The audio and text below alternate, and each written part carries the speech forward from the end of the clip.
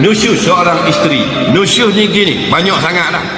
Dia apa yang suami suruh dia tak mau buat, itu nusyus.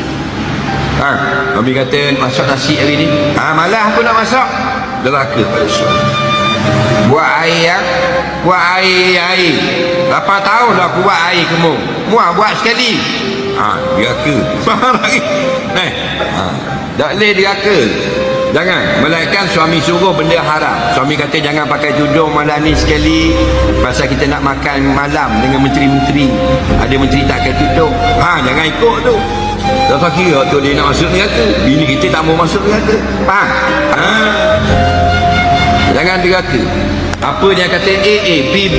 Sebab tu kena cari suami yang baik, sebab kita nak taat sepenuh pada dia.